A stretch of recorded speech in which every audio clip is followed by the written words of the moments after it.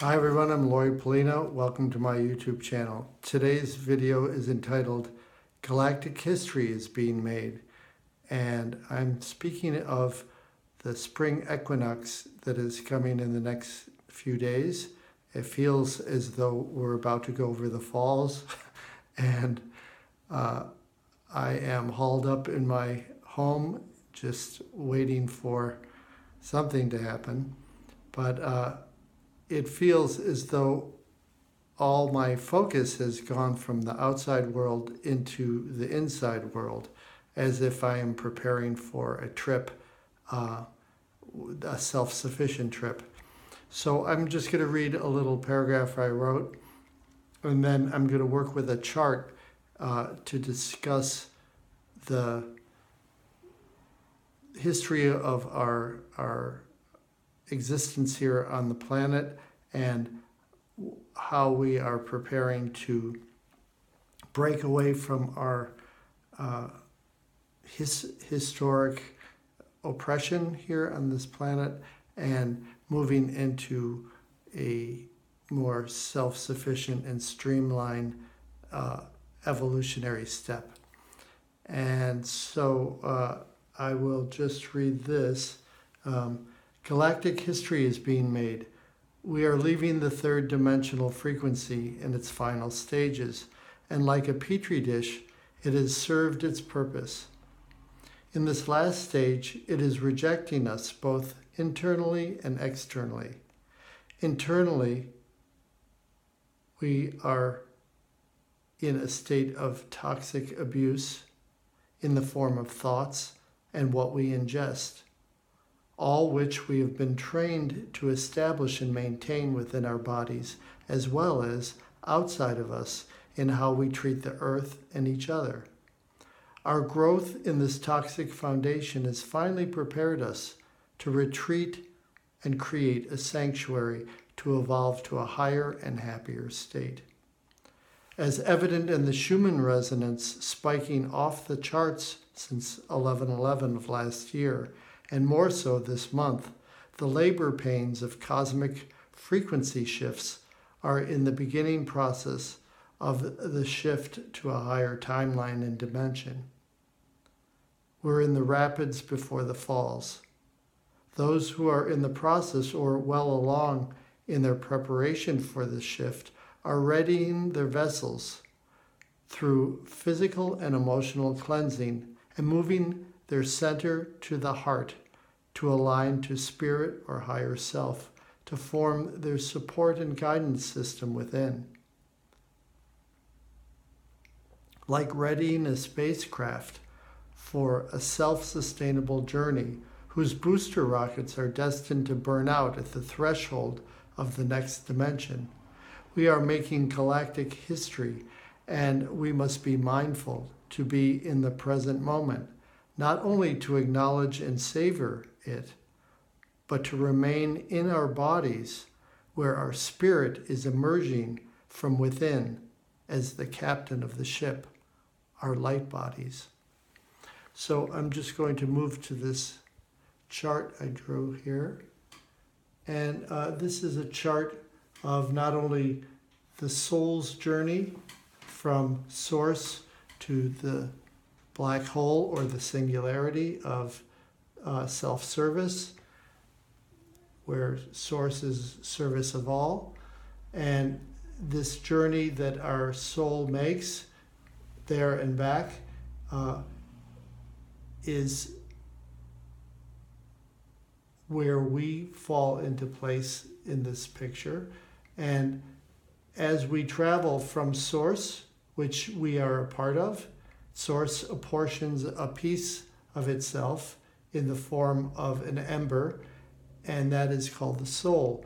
And the soul is apportioned out to have an evolutionary journey of free will and independence, where it chooses to come back to source and form an alliance where it is a free creator being able to choose its own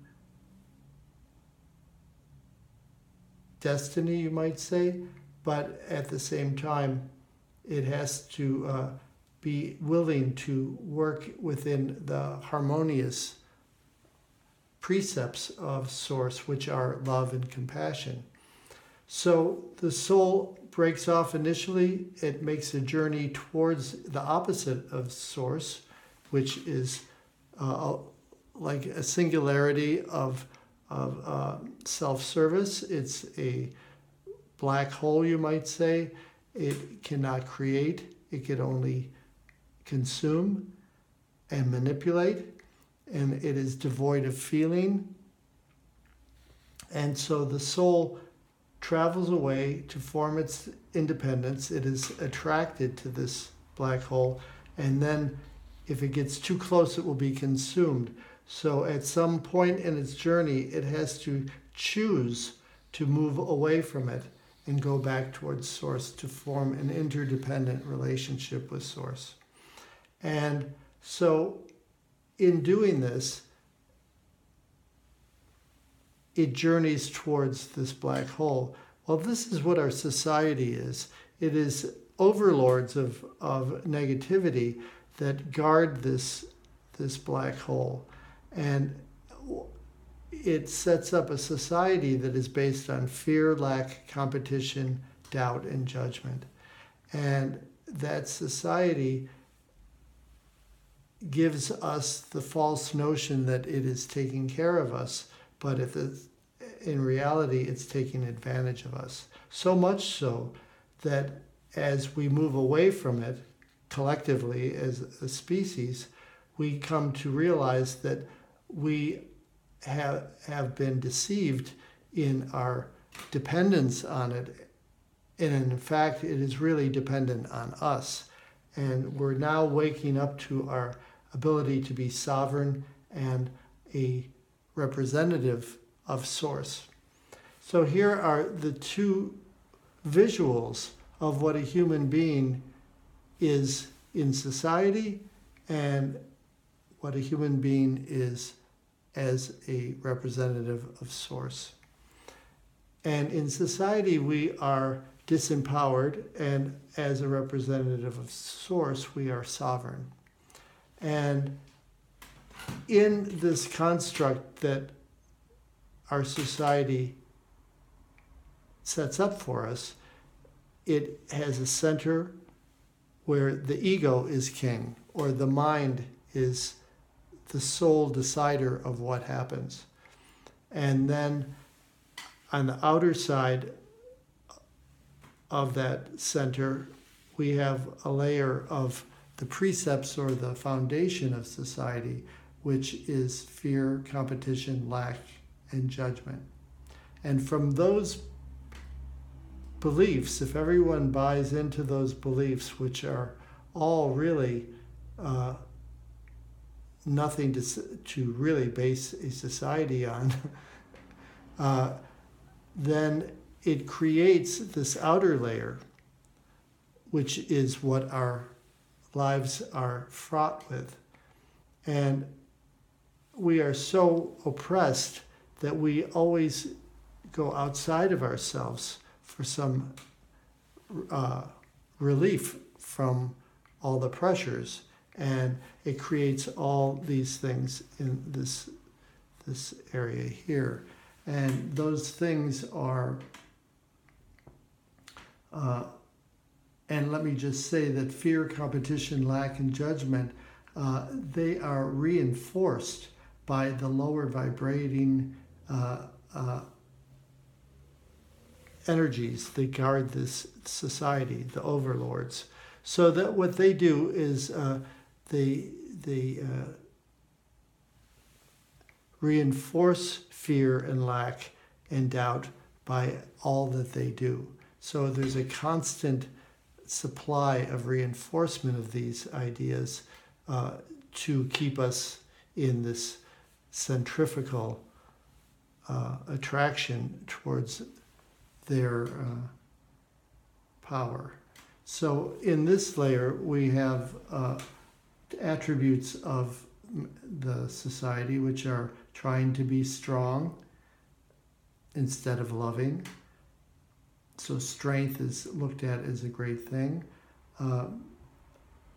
violence, aggression, conformity, status, money,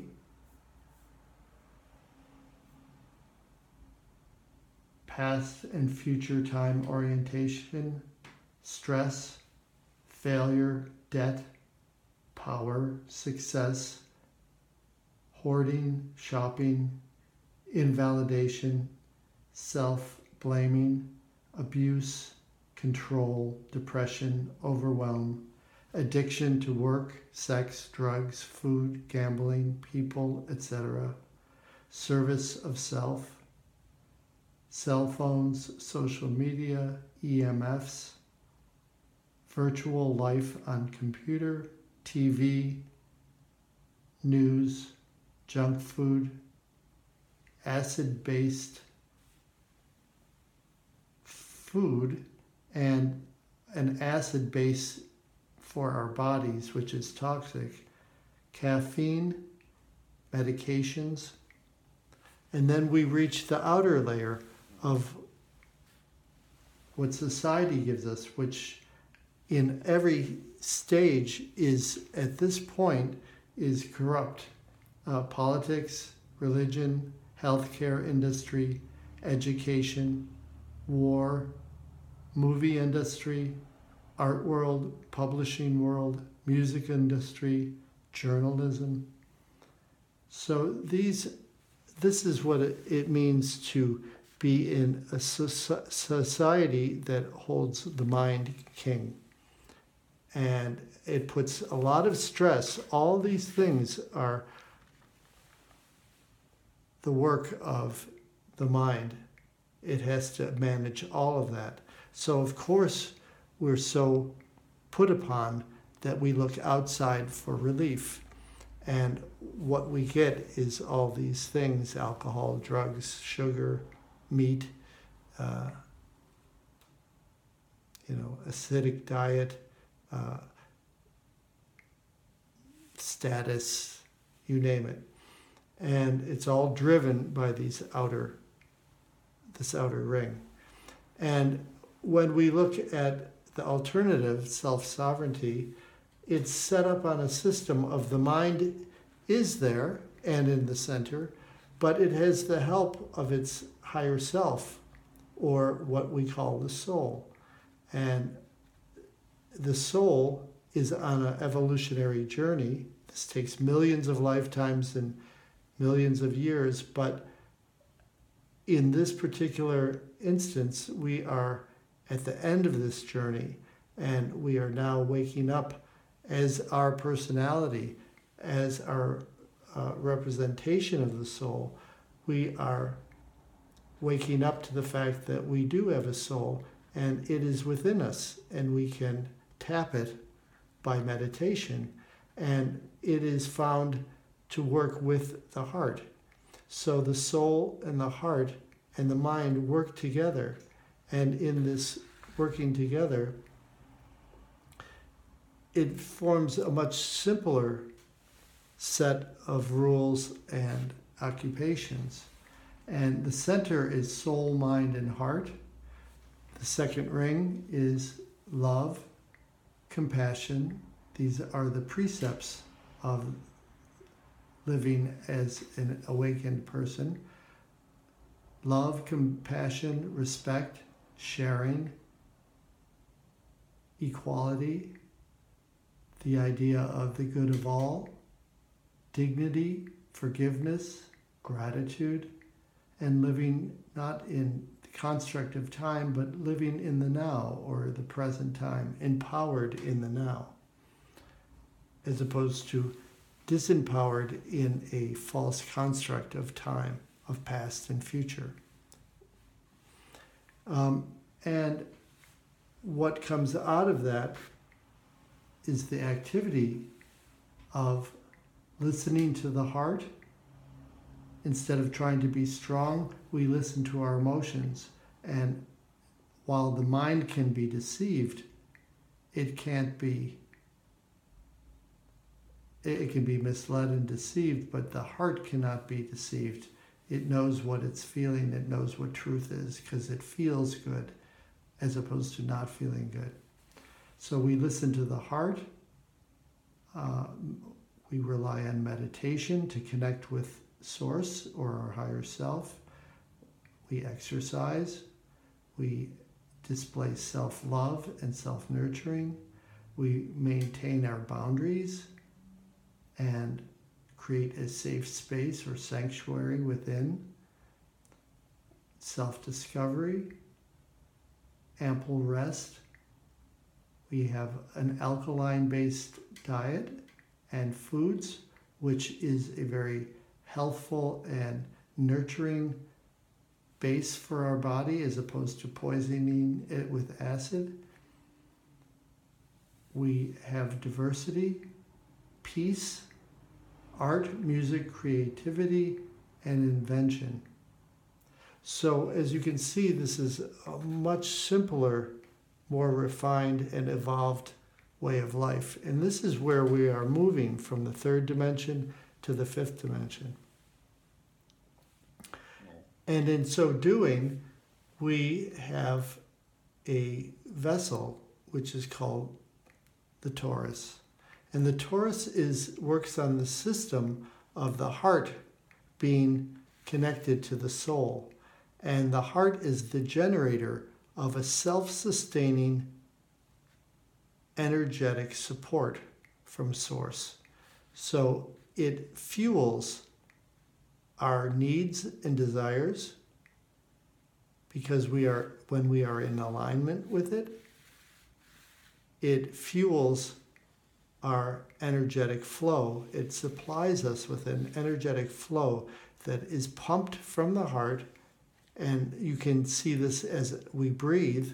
With every breath, it sends another fountaining of energy out from the heart, up through the top of the head, out in every direction, down, and then we receive it back up into the bottom of the heart. So from the top of the heart, it sends energy out, and then it's received back into the heart with the in-breath, only to self-sustain and continuously send this energetic impulse. And in reality, the substructure of our bodies are energy. And so energy is something that can be looked at as our light body. It's what is taking us to this next dimension. We have a dense three-dimensional body, but within it is a substructure of energy that's pulsating. And we are now moving into a spiritual awareness of who we really are. And this affords us to move away from this oppressive three-dimensional Petri dish, you might say, that we're in, and relying on our soul emerging from within and moving in an energetic way into a higher frequency in relationship to Source.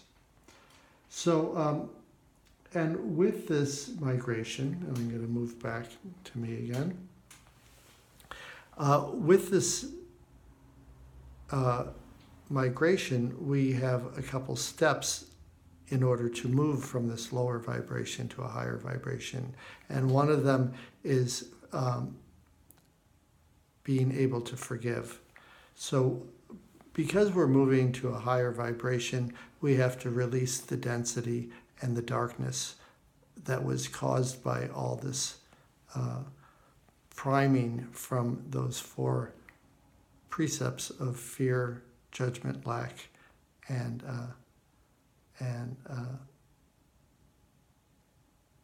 competition.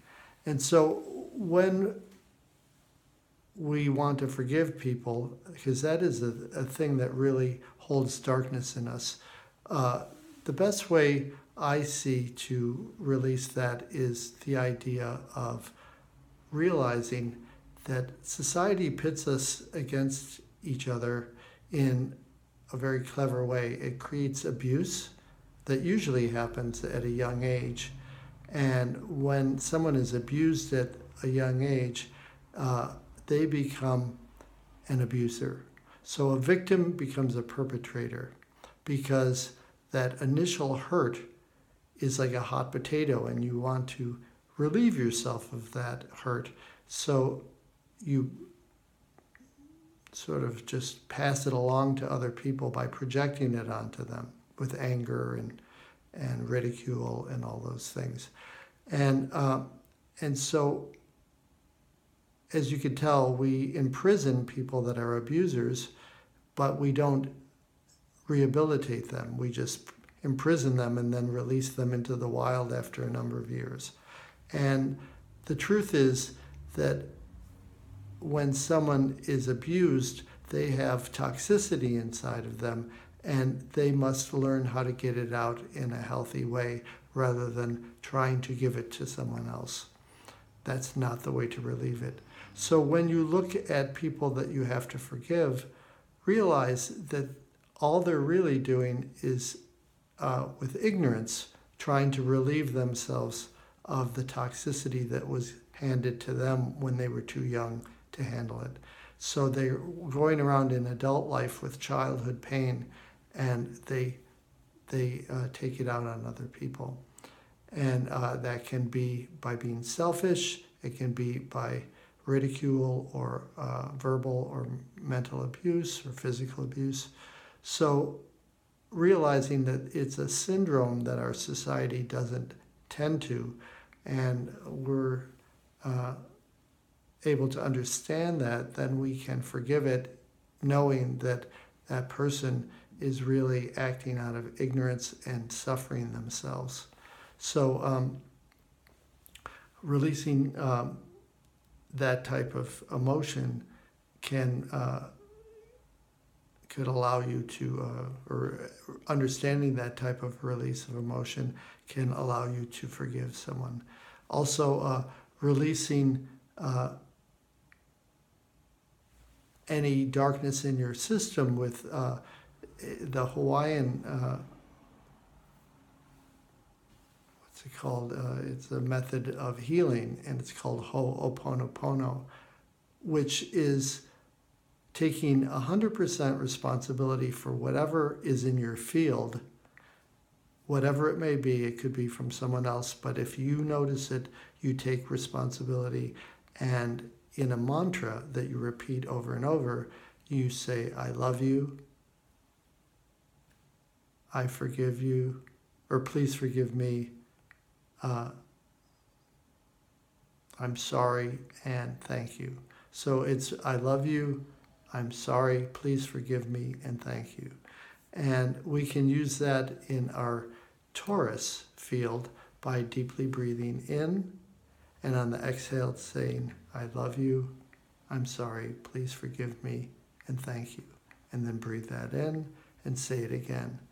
And this type of meditation can really flow through your system and allow a healing to occur no matter what it is that you're experiencing.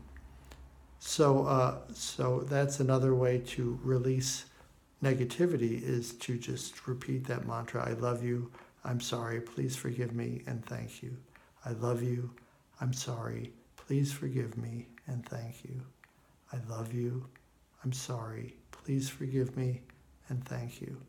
And with deeply breathing in, sending it out over your field, and receiving that, you're actually giving yourself a healing. Also, another thing you can do with the Taurus is with a deep breath in at the bottom of the heart, and then on the exhale, imagine something that is a memory that is hurtful or that you're still holding resentment for, and imagine pulling cords, because we are attached to these ideas. And if you imagine a cord going from you to that issue, and on the exhale, just imagine pulling maybe 20 or 30 cords that are stuck like an octopus would send its tentacles into something. Imagine pushing in, turning, and pulling that cord out. And do that maybe 30 times as you're deeply breathing in and out. And on the exhale, just imagine pulling the cords out of this situation that you still have feelings about. And then on the inhale, fill yourself up with golden light. And that's a way to finally take your cords, your tentacles, out of whatever it is that you're still attached to as far as a resentment or whatever. So that's another way to finally break these emotional cords or these emotional feelings of resentment or grudges or whatever. And at this point, the frequencies are raising so high that it's bubbling up all these things.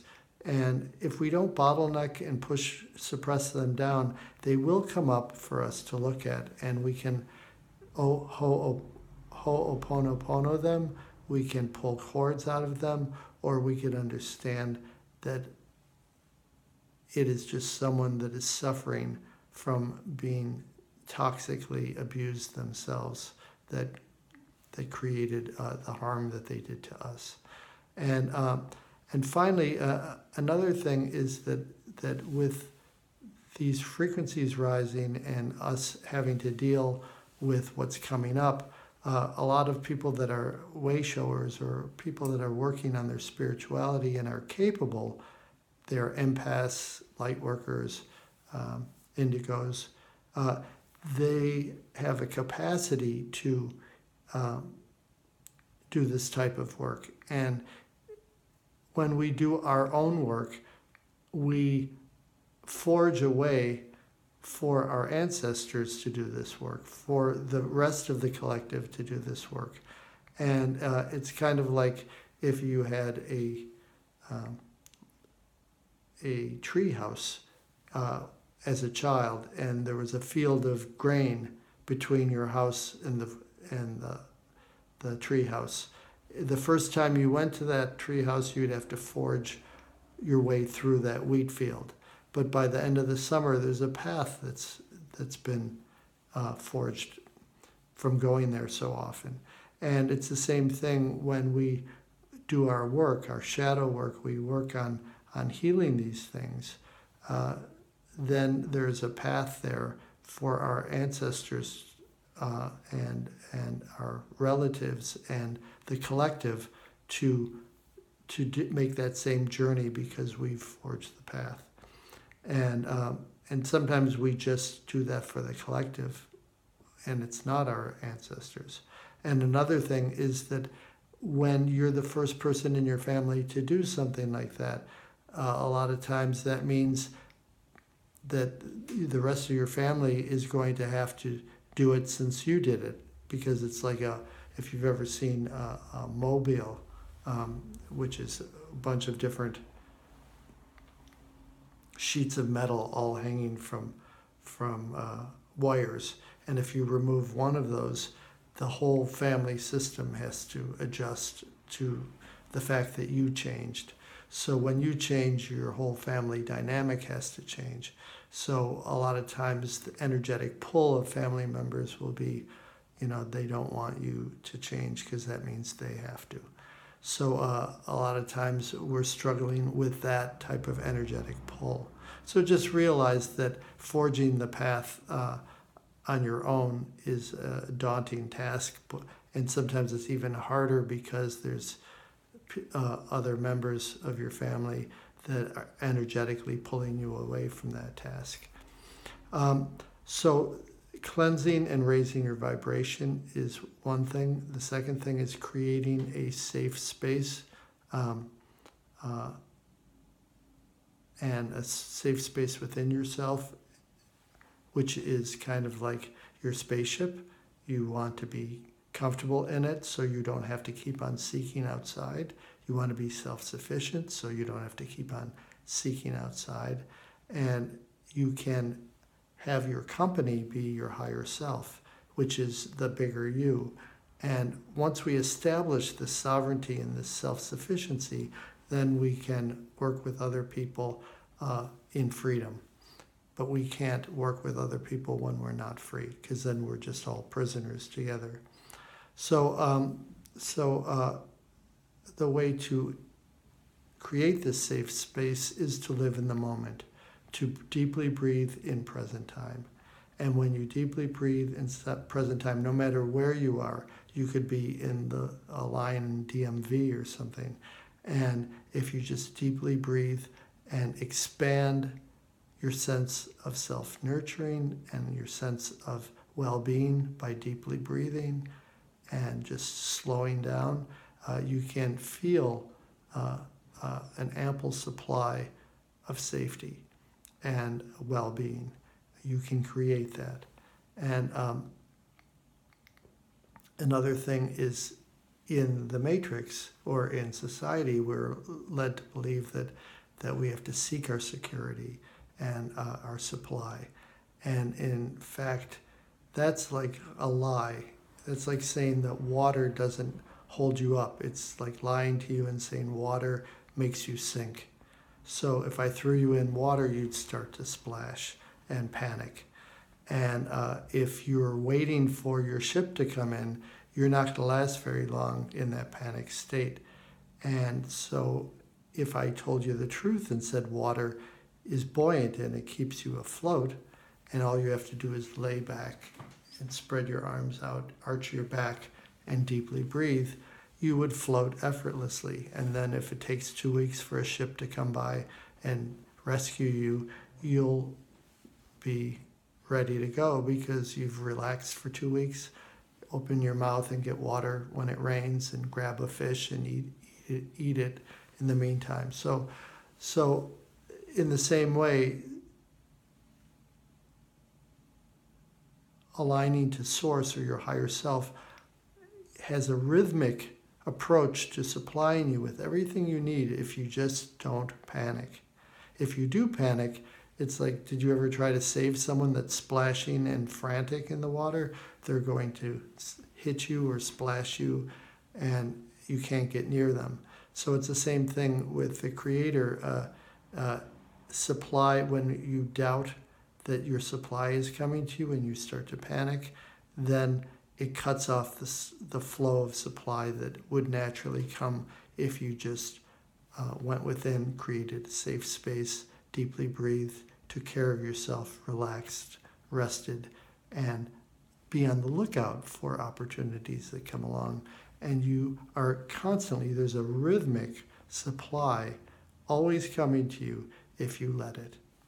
So creating that supply and that safety by realizing that you're creating sort of a spaceship of security where it's being supplied, your Taurus field is being supplied by your higher self, and by connecting through meditation to your higher self, you can always be looking for guidance and how your heart feels, because it speaks the truth.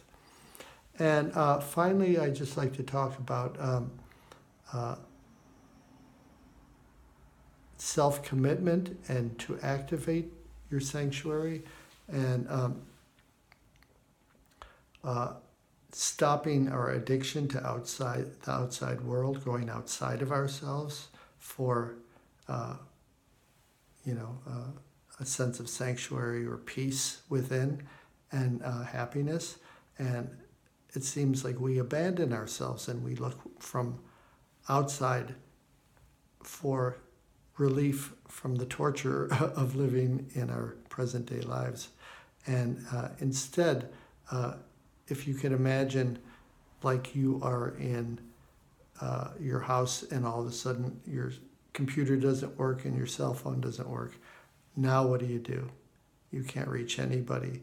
Well, that is kind of the idea of committing to yourself, being happy in your own company and creating enough sense of peace within your own home, resting, meditating, doing enjoyable things. These are ways to create a sense of commitment to yourself. And in doing that, you create a sense of no time. And I think that that is what is happening with the event, is that we are going into a period of no time and self-commitment and readying our ability to be with ourselves at peace and satisfied in love with our soulmate, which is our higher self, and creating a connection and asking for supply within. And I think that that's what I've been doing in the past few weeks. Instead of doing YouTube, I have been sort of slowly unplugging from reality and time and creating this safe space. And not abandoning myself, and committing to just being in a spacious, peaceful sense. And I feel that that's sort of an intuitive response to these contractions, or these birth contractions of these cosmic and galactic waves that are coming, and really ramping up to some shift. And if it is an event, it will basically just give us more, give us, the way showers, more fuel to be able to help others. And if it hits people that are unprepared, or not even giving it a thought, I think it's going to put them in a period of questioning what it's like to be with themselves, and what it feels like to be in their own company, because we have to really delve into who we are and become who we are, and we have to suit up for this event in order to be sovereign beings. And once we are, then we can interact with the rest of the cosmos. But before that, if we're addicted to things outside of ourselves, we don't have enough power. We're not empowered enough to be self-sustaining.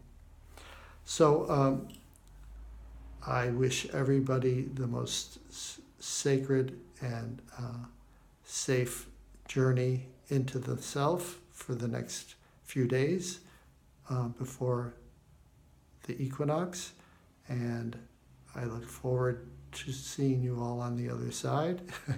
And